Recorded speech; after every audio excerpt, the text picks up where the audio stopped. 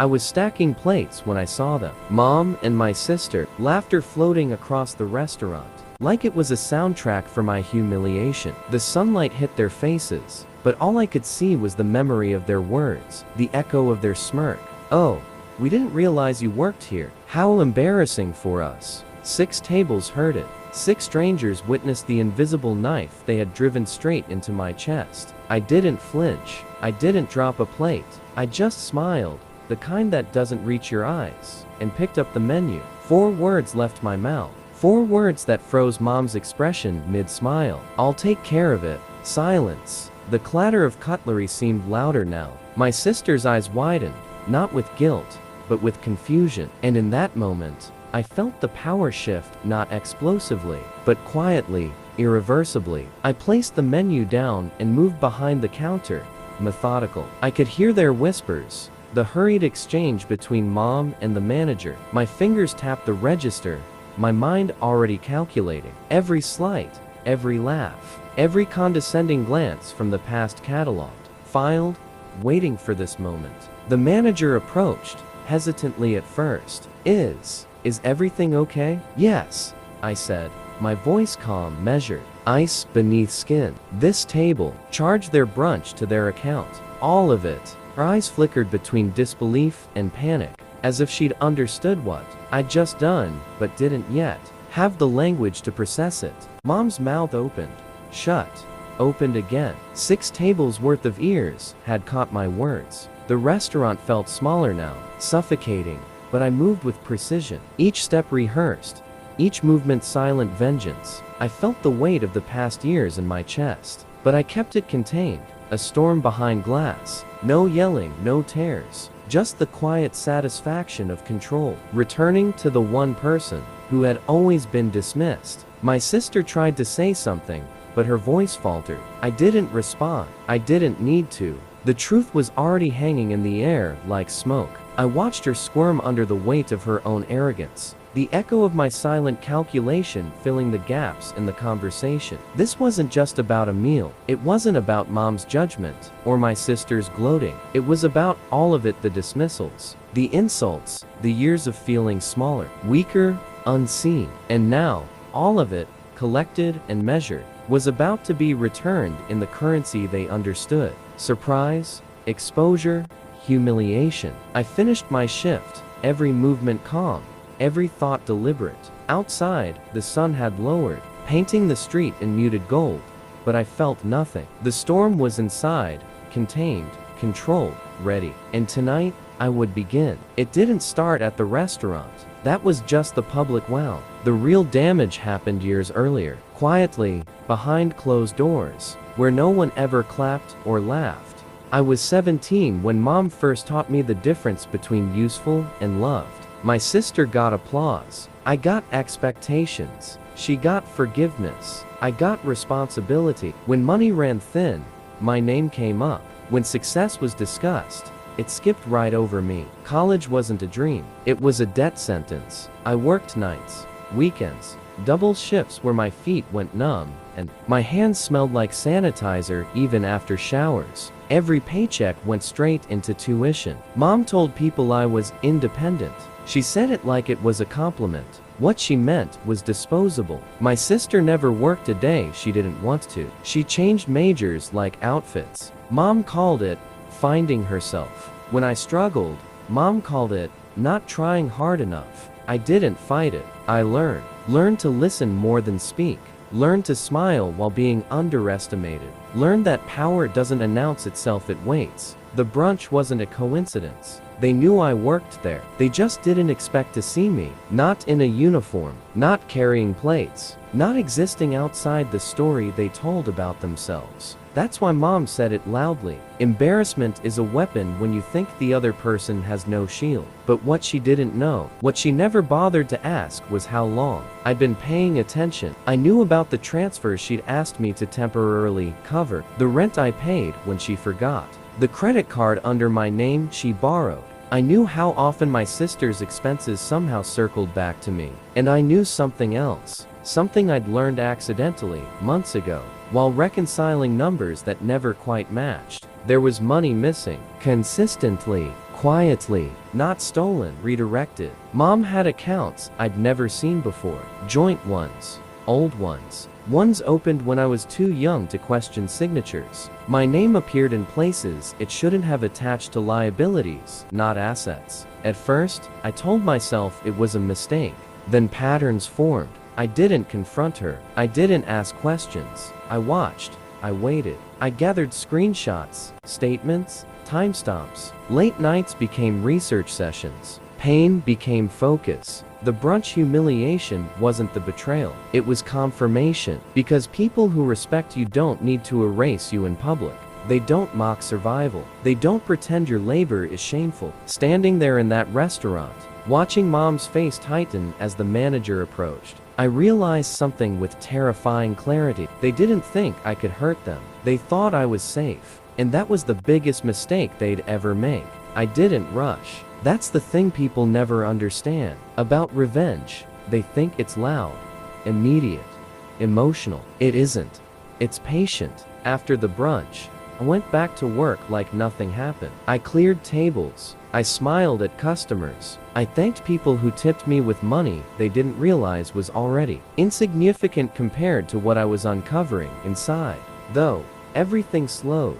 Every sound sharpened. Every detail mattered. At night, I stopped sleeping and started tracing. Bank statements first, then tax documents, then old emails buried so deep they felt fossilized. I compared dates, cross-checked names, looked for patterns the way predators look for weakness. And there it was. Mom had been using my identity as a buffer, not fully stealing to messy, just enough to shift risk. Accounts opened when I was 18, loans justified as family emergencies, transfers labeled temporary that never reversed. My sister's life wasn't funded by generosity. It was subsidized by silence. I pulled credit reports. My name was clean on the surface, scarred underneath. I could see where the damage would land if things went wrong. On me, that's when the rage arrived.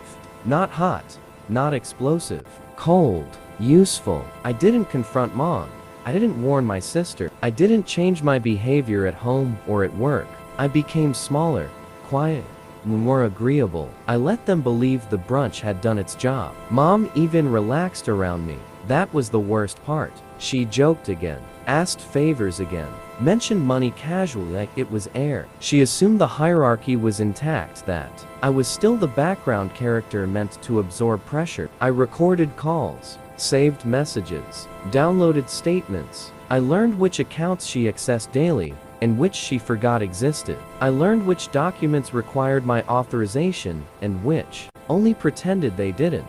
I also learned something else. The restaurant wasn't just where I worked. It was where the investors ate, where the owner, quiet, observant, terrifyingly intelligent, noticed who handled pressure and who cracked under it. I'd never told Mom that I wasn't just paying for college anymore. I'd finished, debt-free, clean. What I was doing now wasn't survival. It was positioning. Weeks passed. Mother's Day faded. My sister posted photos from brunch like it was a victory. Mom liked every comment calling her such a proud mother. I said nothing, because the truth doesn't need defending when it's about to detonate. I had everything documented, organized, labeled, timestamped. I knew exactly how much had been taken, where it went, and who benefited. All that was left was timing. And timing is everything. The funny thing about people who humiliate you publicly is that they never imagine you preparing privately. They assume silence means weakness. They forget that silence is also how storms form. The truth didn't arrive with drama. No envelope, no knock on the door, no cinematic gasp. It arrived quietly, the way real devastation always does inside a secure PDF. Time-stamped and legally unambiguous. I stared at the screen longer than I needed to. Not because I didn't understand it, but because once you know, you can't unknow. And knowing changes the shape of everything. My name had been used as leverage for years. Mom hadn't just crossed lines. She'd erased them. Loans tied to my identity. Guarantees signed digitally with credentials only I should have had access to. And the worst part, my sister knew. Not all of it, but enough. Enough to benefit. enough to stay silent, enough to never ask where the money really came from as long as it kept arriving. I closed the laptop, made tea. That calm scared even me. 2 days later, I asked Mom to meet me. Neutral place. Public. A cafe she liked because it made her feel important. She arrived smiling, confident, still wearing the armor of someone who believes they're untouchable. I didn't accuse her. I slid my phone across the table. One document, then another, then a third. I watched her eyes move faster with each page, watched her posture shrink, watched the color drain not from guilt, but from calculation collapsing. She laughed once, too loud. "This is ridiculous," she said. "You don't understand how finances work." I nodded. "I do," I said. "That's why I'm here." Silence. She reached for the phone. I didn't pull it back. Let her scroll. Let her see the timestamps, the IP addresses, the signatures traced back to her devices. Then I said the sentence that ended the conversation. "I've already spoken to an attorney." Her face cracked, not shattered, cracked. She whispered my name like it was a plea. I didn't answer. Across the cafe, people laughed. Cups clinked. Life went on, oblivious to the fact that a woman was realizing too late that the child she humiliated had outgrown her control. My sister called that night, crying, angry, confused in the way people get when consequences finally introduce themselves. "You're blowing this out of proportion," she said. "We're family." I let the silence stretch. Then I said, "Family doesn't hide theft behind motherhood." She hung up. By the end of the week, the manager called me into his office, not to reprimand me, to offer me a contract. Turns out being observant, disciplined, and unflinching under pressure has value when you stop wasting it on people who drain you. Mom texted once more. "We can fix this." She was right. We could, just not the way she meant. Because the truth was no longer something I carried alone. And once truth has witnesses, it stops being negotiable. Revenge doesn't have to be loud.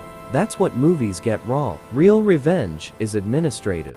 It's scheduled. It arrives during business hours and carries letterhead. I didn't confront my mother again. Not directly. I didn't need to. The evidence did the talking. The attorney did the translating. What I did do was step back and let the system she trusted so much finally look at her. The restaurant incident went viral in a small, quiet way. Not online, not public, but in the places that mattered: boards, committees, donor circles, people who talk softly and decide things over lunch. Apparently, humiliation echoes differently when it's documented.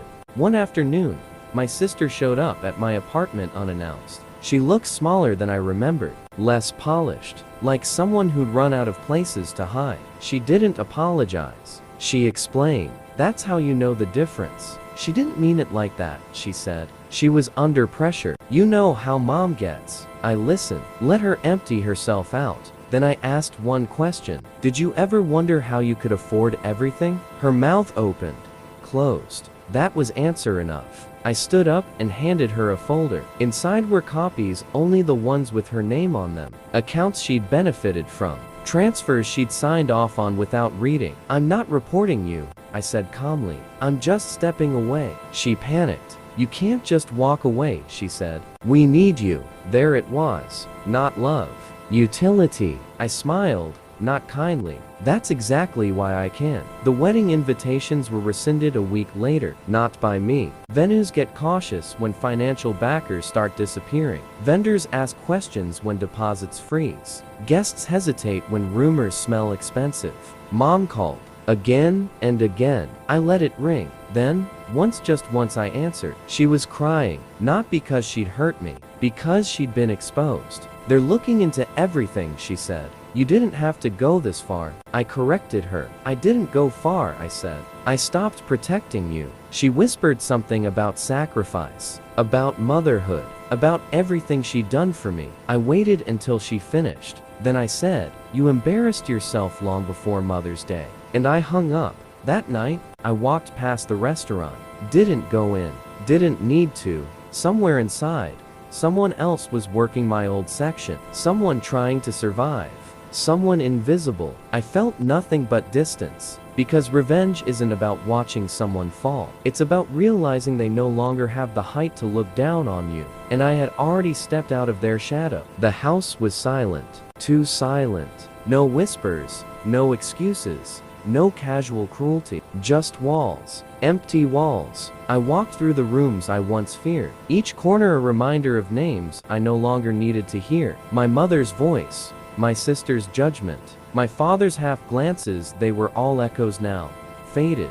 Irrelevant. I sat down at the kitchen table. The one she always insisted should be pristine for guests. Now, it was mine. I poured coffee. Black.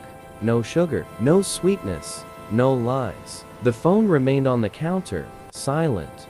No calls. No texts. Nothing. Didn't check. I didn't care. I thought about the past, about every insult, every expectation, every time they measured me against someone else's ideal. And I realized something. I had never truly needed them. Not for approval, not for love, not for recognition. They had their version of the world. I had mine, and mine was untouched by their petty games. I thought about the restaurant, the emails, the calls, the subtle dismantling of their carefully curated lives. And I felt a quiet satisfaction, not glee, not anger, not triumph. Just clarity. Revenge had never been about making them suffer. It had been about removing myself from their influence. About reclaiming space, dignity, and self-possession. About proving that their control was never real. I poured the last of the coffee into my cup and leaned back, letting the sunlight spill over the table. No one was looking. No one could see. And that was enough. I picked up my phone. Not to check messages, but to turn it off. Permanently. The world I had left behind, the chaos, the manipulation, the expectation was gone. And I didn't miss it. I thought about the people who had actually cared, who had reached out when I was invisible, who had believed in me without conditions. They were the ones I kept close. The rest were history. I smiled faintly. Not a happy smile, not a cruel one. Just the smile of someone who had survived, who had endured, who had finally detached. And I knew this truth. Power doesn't roar. Power is quiet. Power is calm. Power is walking away while everyone else is still screaming for your attention. I stood up.